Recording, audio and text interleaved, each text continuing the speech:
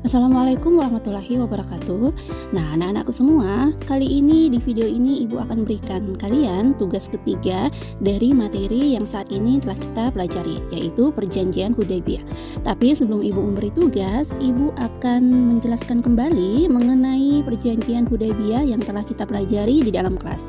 Jadi untuk selanjutnya silahkan menyimak dulu materinya ini, lalu kalian silahkan kerjakan untuk tugas ketiganya. Kalau begitu kita langsung saja masuk ke pembahasan. Jadi materi kali ini adalah Perjanjian Hudaybiyah.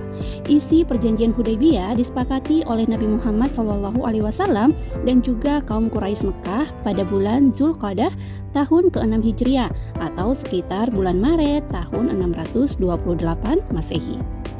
Latar belakang dari Perjanjian Hudaybiyah adalah di mana salah satu poin isi dari Perjanjian Hudaybiyah adalah kesepakatan gencatan senjata antara umat Islam dan juga kaum kafir Quraisy selama 10 tahun.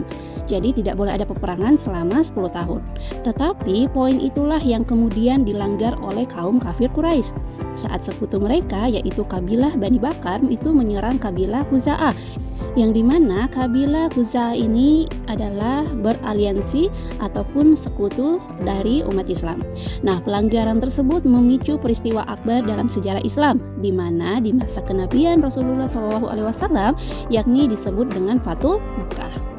Oke, selanjutnya sebelum adanya peristiwa Fathul Makkah tadi, rangkaian peristiwa yang berujung pada Perjanjian Hudaybiyah itu awalnya adalah dari mimpi Rasulullah SAW, di mana pada tahun ke-6 setelah beliau hijrah ke Madinah, dalam mimpinya itu Rasulullah bersama dengan para sahabatnya memasuki Mekah dengan aman untuk menginjakkan kaki di Masjidil Haram, mengambil kunci Ka'bah dan melaksanakan ibadah umrah.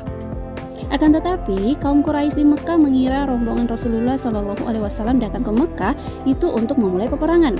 Akhirnya Rasulullah mengutus Utsman bin Affan untuk menyampaikan pesan kepada kaum Quraisy terkait niat rombongan dari Madinah yang sebenarnya hendak melaksanakan umroh. Nah, ketika Utsman tiba di Mekah, terjadilah perundingan yang sedikit alot atau sedikit lama yang menyebabkan Utsman bin Affan itu untuk tinggal lebih lama lagi di Mekah. Nah, di tengah situasi yang demikian meresahkan para sahabat, tersiar isu bahwa Utsman ini dibunuh oleh kaum kafir Quraisy.